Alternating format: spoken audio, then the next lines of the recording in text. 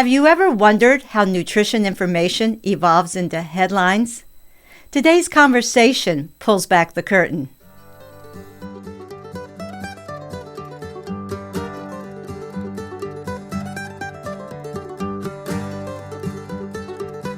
Welcome back to Rooted and Restless. I'm Marianne Smith-Edge, and my guest today is a Washington Post award-winning health writer and dear friend, Sally Squires.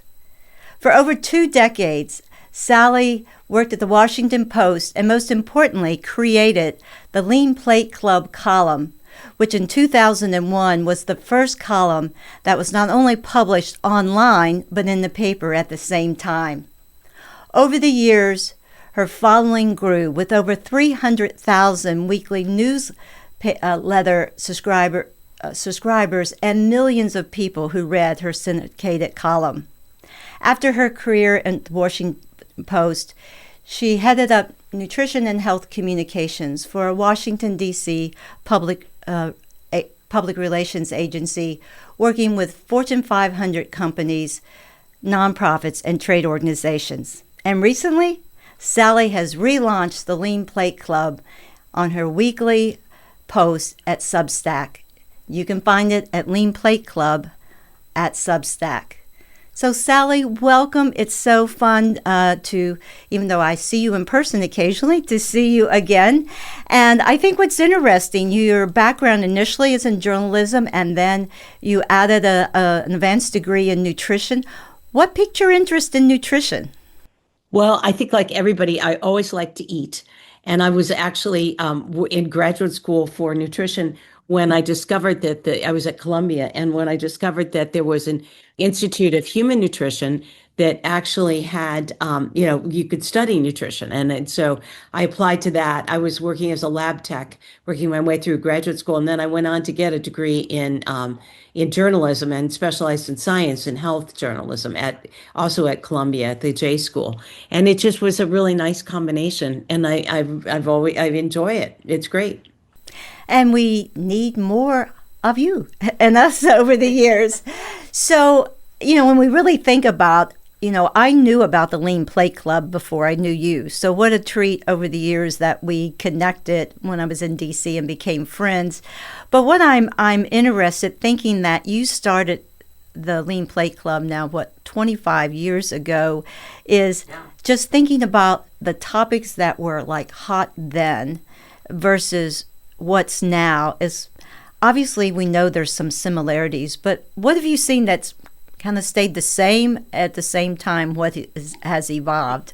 Yeah, so I think that people and forgive me, I have 2 dogs nearby that I am actually trying to keep quiet with various types of treats, including frozen yogurt balls and some Charlie Bears. So hopefully they will stay quiet. They did for another recent interview that I did with Joe Yonan, who is the former food editor of the Washington Post. But we'll see how this goes. So I think that, I think that there's an evolution of everything, whether it's in science or nutrition and or straight nutrition. And so back in the day, I think this has changed a lot. And part of it has changed because of some pharmacological advancements. But basically, the whole idea of the initial Lean Plate Club was to talk to people about things they could do. Because we realized, I had a meeting with my editors, we realized that we were saying a lot of things about what you shouldn't do. One week it was like, don't have too much coffee. And then the next week it was something different, or it was too much fat or not enough fat or, whatever. It went around and around. And what we thought would be really interesting was to do a column that would talk about all the things that you could do, not the don'ts. So it wasn't don't have this, it was do have that, or do this particular activity. And kind of the underlying mantra was eat less and move more, which I think has changed tremendously over the years. And it's changed because now we have these drugs, GLP-1 drugs, and we realize that it isn't just as simple as eat less and move more for many, many people. Well, you've definitely, quote, hit the nail on the head. As a registered dietitian, too many times we've been known as the food police, and it is about what to eat, not so much about what not to eat, but practical advice. We can all talk about what the science says, but putting it in practical advice is extremely important. I would say, what was some of your popular practical advice, and you show that in your Lean Plate Club column now, the practical advice, and especially for cooking for one or two individuals, because too many times people are like, I don't know what to cook, those type of things. So practical advice. Yeah, no, that's exactly right. And actually, so cooking, so right now, because sadly I am now a widow, my I'm now cooking for one. And I talked to Joe Yonan because he wrote a column before he got married and had a child. He wrote a column about cooking for one. And I thought that was fascinating. And whether or not you live alone as an older person or you're fresh out of college, whatever is happening, you need to know how to cook for one. And even big families. I have a son and grandchildren in nearby in Virginia, Northern Virginia, and sometimes like three of the kids are out at activities, and so you wind up with one or two people at the table that you might not expect. So what I liked about what Joe does, and there's America's Test Kitchen has a column, or rather a cookbook about this, and so does and a well-known editor, unfortunately now deceased, named Judith Jones, who actually gave us the whole Anne Frank diaries. And she lost her husband, sadly, but she continued cooking for one, and she used to set the table with a really nice placemat and great dishes, and she really sat down and savored this meal because that's what she and her husband used to do, and she wanted to honor his memory and treat herself well. And I love that idea. I think some of the other hot topics, we're seeing a lot about supplements. We're seeing a lot about protein. We're seeing, I think we're going to continue to see a lot about fiber. You and I have talked about organic and why it probably isn't needed. But if you want to do it, go ahead. And, so I think that that's why I love this area. There's no limit to the topics and the interest because I think each one of us wants to eat smart rather than, eat less. I think eat smart and move more. And I think that that's really great advice. Well, and I think you brought up a good topic here. We all want to know more, and even those of us obviously have background in it want to know more. But we can discern a lot of times what is grounded in science or research versus not. And even though I'll talk to a few other folks about the same thing, I think the good news is you had such a following, and you were a writer, but also grounded in science, and that sometimes gets missed along the way. So how best to, when folks are looking for nutrition information, and we'll say beyond the health model, how best to kind of look at what's how to believe what is written, because there's so much out there. Yeah, no, there really is. And so here's the good news, and this is why I'm glad I'm doing this. So the people that I knew who were part of the National Association of Science Writers are so many of them are showing back up on Substack. So Steve Sternberg used to be at USA Today. He's on Substack now. Maggie Fox used to be at NBC and some other places. She's back on Substack now. They're not only writing about nutrition, but I think they're writing and they're very much fact based. And so when I start a column, and I did this when I was at the Post, I usually start with the scientific literature, and also then I kind of weave in what is it that people are interested in? What is it that I'm hearing my friends talk about? Sometimes I'll go to Google Topics and I'll see what are people talking about online that is interesting about a particular topic related to food or health. And then sometimes my own family will say, well, what do I do about this? Or what do I do about that? And that can be kind of a nugget. I had an editor who used to say that that you could tell what was going on in a reporter's life by seeing what they were writing about, because often they were they got interested in a topic because something either had happened to them or someone that they loved. And I think that that's actually not a bad idea. So it's what's relevant to us. And science is always evolving. And so what maybe we thought was right, I mean, I think fat is one of those those topics that for a while we were thinking that non-fat was the only way to go. And now we realize that healthy fats, not necessarily unhealthy fats, but healthy fats are really important, and particularly with an aging population and one that may be poised to get diabetes, or we're seeing that rise. But just figuring out what can you do that will be smart and also enjoyable. And that's the other thing that I think, and I think you saw that when you were at IFIC, that the International Food Information Council, that we can't forget that people buy food and eat food for the pleasure of savoring it, not just for the nutritive value. So I think that's got to be an important component of it too. Well, and you mentioned about Judith saying setting the table. I think that's important because you're right. Food is enjoyment. It's social.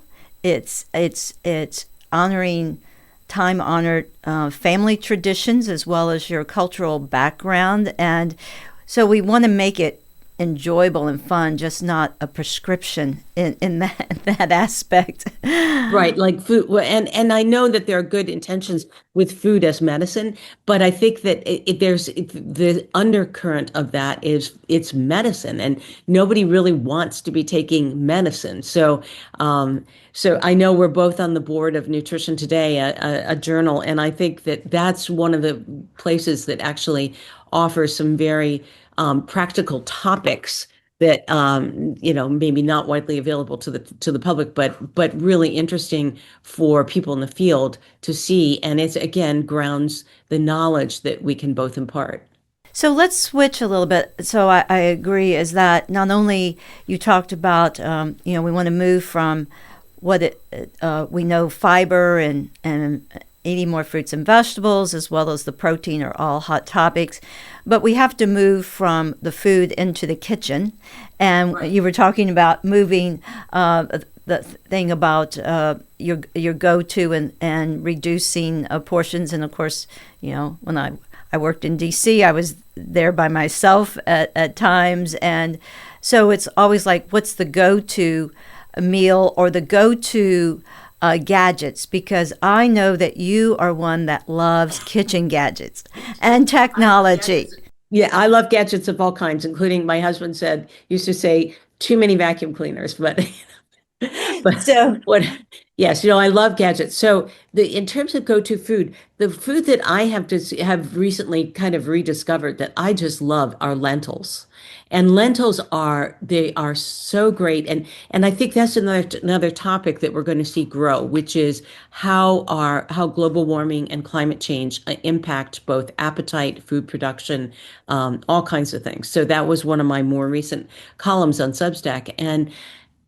But I think lentils, I love them. They're pulses, which is basically dried beans. And what's great is that you can cook them in 20 minutes. You don't necessarily have to soak them. Although I listened to America's Test Kitchen, who said they kind of are more tender if you do soak them for 30 minutes before you cook them. But regardless, at the most they're an hour to make. I make 2 big batches, and I have them in my refrigerator so that I can put them in omelets and in salads, in soups, in all different kinds of things that are really great. And, they're filled with fiber, they're filled with protein, and they're really good for the environment and you. Well, and I too have discovered lentils over the last several years, and lentil soup. I'll make a huge batch and then freeze it. So that works really well. So what's your favorite kitchen gadget? One or two. You probably can't just one of my have favorite one. kitchen gadgets is a little. So I've sometimes have trouble. My hands are getting a little bit probably arthritic slightly. I still use them a lot, but I don't like a can opener that I have to twist. And so and I know and I don't have the space in my kitchen for a big can opener that is electric. So I found this fabulous little device on Amazon that is it's about this big, and I actually did a video of it, I think, in one of my Substacks. But it fits in a drawer. It's battery operated, and it opens a can in 10 seconds, and it takes it off very safely, and then you don't even have any sharp edges. And I absolutely love that.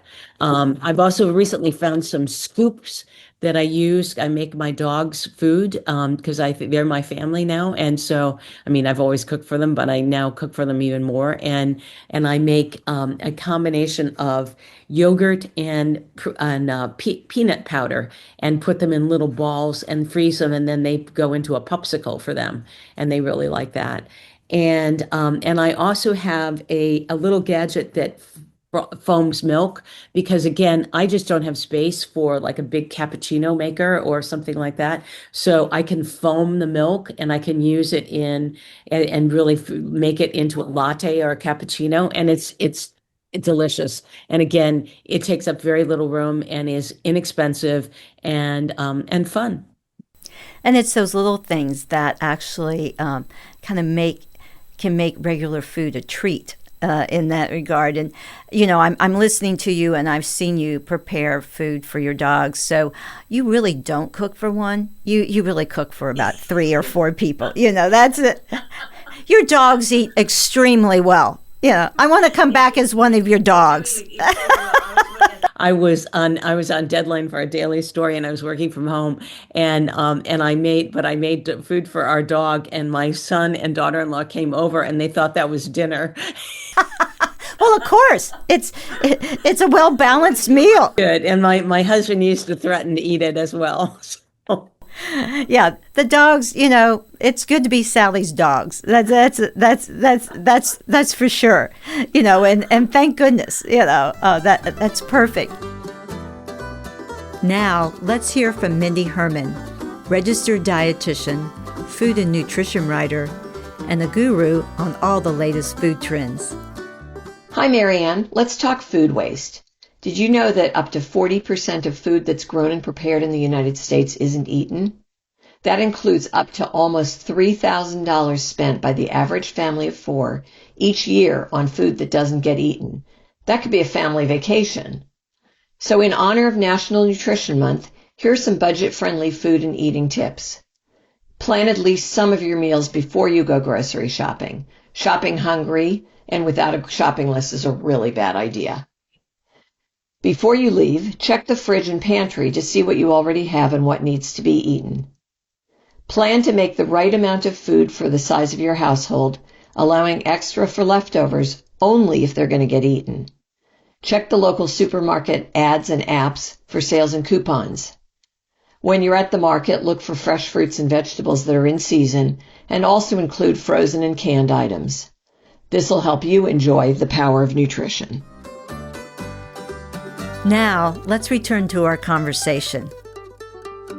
I think the key here is sometimes just the small little things. For me, it's really having a good chef's knife, to yes. Cut. Oh, yeah, I agree. But I do have an electric milk steamer and frother, that my husband got me because after I came back from one trip to New Zealand, in every place you stay, if you stay in an Airbnb, you will always have milk because dairy is New Zealand. And the key is they always had some type, a lot of them did, of how to steam or froth your milk because flat whites, are just so popular. And so I was like, so it was like, I have to have one. So I can agree with you there.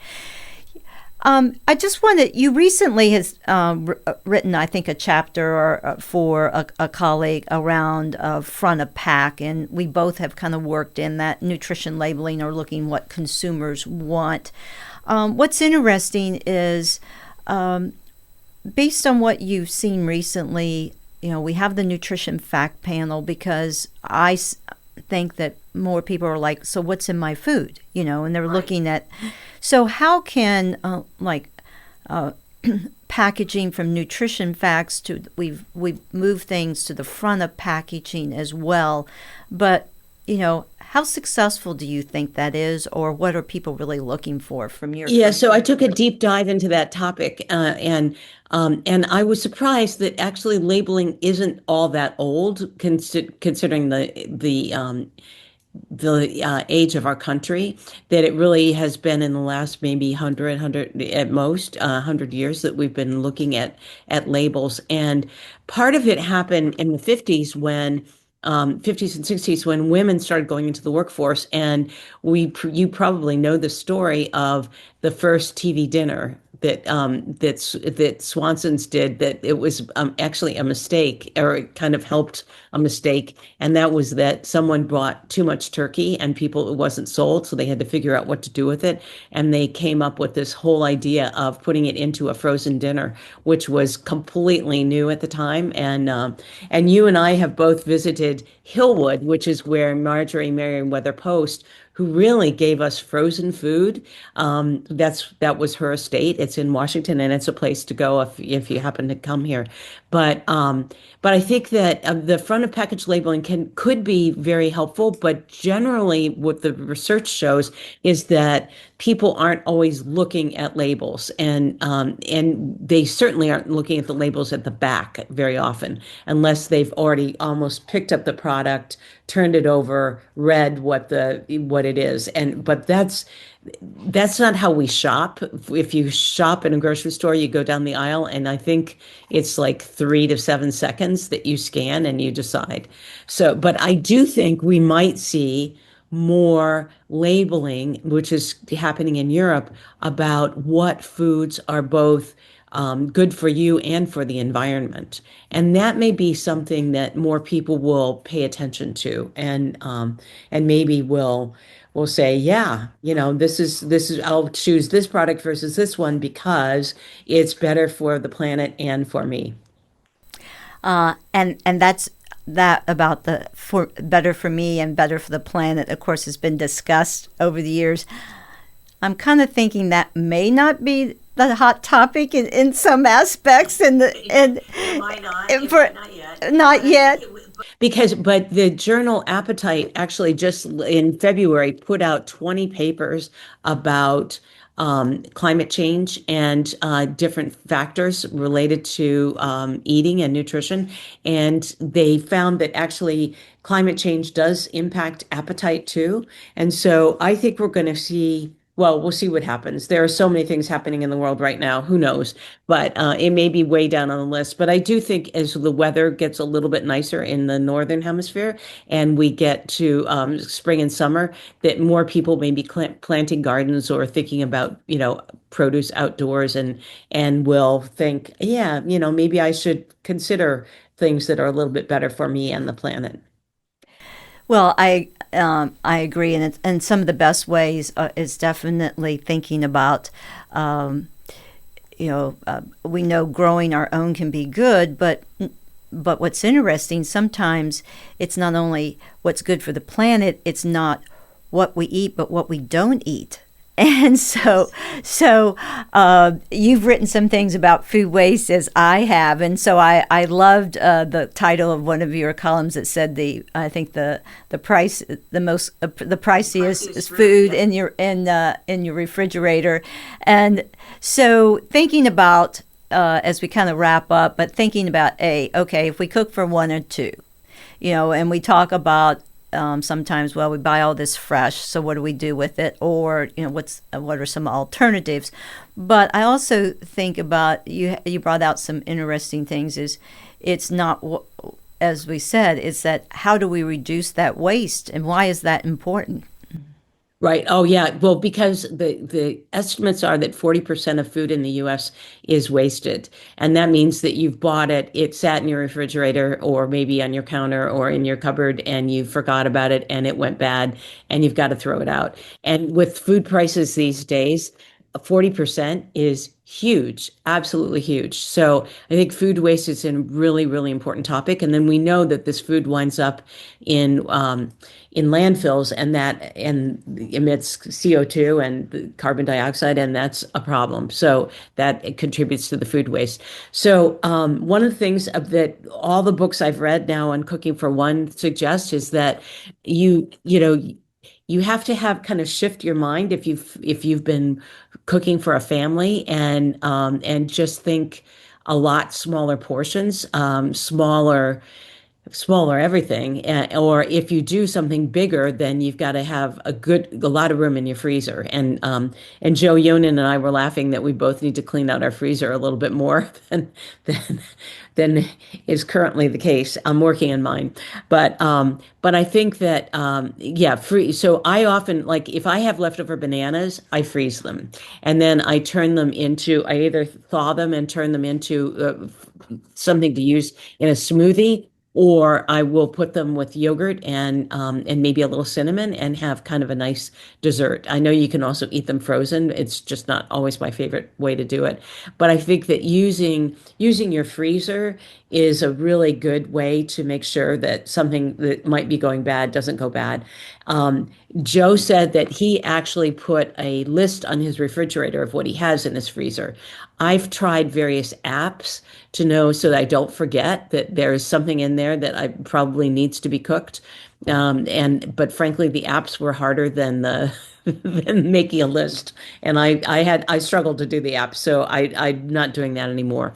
But I think, we can't buy big, if you're one or two, you can't necessarily buy these big family size packages of things. And one of the recommendations is to go to a salad bar and maybe buy just a couple of things. Joe mentioned that you can't buy anything but a full head of celery, which is really silly because we only use that at Thanksgiving, I think. And so it's kind of figuring out, where do you could you go to a salad bar and just get a couple of stalks, or if you need something less, can you get that in a different way? But it may seem at the time that it's more expensive per pound or per ounce to buy something small, but if you don't throw it away, it turns out to be actually a lot less. And I find buying like salmon fillets that are frozen, but they're individual. Yes. That makes it so easy because pop in the oven, with a baked potato or sweet potato, and add some veggies that can, and then if you don't eat all of it, it becomes part of a salad the next day. So exactly. That's it. So and actually, America's Test Kitchen has said that the frozen fish is actually better and fresher to eat than the stuff that you get fresh. It's less expensive. It has a longer shelf life, and it's flash frozen right on the ship usually. So that if you get something that it just says whatever the fish is, so if it's just salmon or just haddock or whatever, and nothing else, that you've really gotten something delicious and nutritious and easy. Yes, we don't want to. I think about frozen, in the middle of the country, i.e. Kentucky, we're not going to find, maybe except for catfish, a lot of fresh fish. So frozen is going to be much fresher, and that's the same way with food waste. Definitely frozen vegetables is idea, or even canned, because the reality, they do have the nutrient, they're fresh, and guess what? They're not going to create some type of mold in your refrigerator as well. That's exactly right. And now you can buy a lot of canned foods that have no salt or no sugar added. So that I've found lentils that way. I found green beans that way. And you can, they're great. So I think the key here is not to realize that food in all forms, canned, fresh, or frozen, can be done. And lately, I think sometimes fresh, frozen, and especially canned, have gotten a bad rap at times. So I think what you've said is that by having these pantry items, you can create dishes without the waste. That's exactly right. And also, and the same thing is true of spices, spices and herbs, and having those, but having maybe a smaller number on hand and the smaller amounts of them. So, but dried spices can be, fresh are wonderful, but they're just not always available and they're not always practical. So, for one who has written about nutrition and health for several decades, in your crystal ball, where do you think the next hot topic will be, in addition to some of the ones we've talked to? I agree, we'll continue the GLP medications and some of those, but where do you think may be some other hot topics that will be seen on the horizons? So I think we're going to look at maybe supplements will be interesting to tell. Now, when I'm very cautious about supplements. I did write about that also for the Washington Post. I wrote about a place, and I have no financial interest in this, called Consumer Lab, which actually does independent testing. So before I ever buy a supplement or think about buying a supplement, I look online at PubMed, which is the electronic version of science and just of the scientific information, and I look through journals, and then I go to Consumer Lab. I also go to this Office of Dietary Supplements at NIH, and I see what they've written about a supplement. But I make sure that whatever I'm doing or thinking about having, that it is it has what the label says it has, and that's what Consumer Lab is so great about. They're actually testing things, and they can tell you, does it have the amount of the supplement that the label says, and are there other contaminants? Things we've seen, arsenic, I think, and cinnamon, and some other things. So, and sometimes, as we know from some big studies that have been done in the Netherlands, that sometimes supplements are not the best way to go. It's really food that is better. That I think beta carotene is one of those issues where we found that the people who took beta carotene supplements actually had more problems sometimes with lung cancer than those who didn't. These were smokers. So, again, I think we're going to see it evolve. I hope that funding isn't cut too much from NIH, that we won't see the research that we need, but I think time will tell. Well, and I think you've mentioned it. I think if anything we take away from this, food first, because of all the other benefits. Because as you mentioned earlier, fiber is a big issue. And yes, you can take fiber supplements, but guess what? If you eat fruits and vegetables, the lentils you mentioned, guess what? You get fiber. And so, so that's the benefit.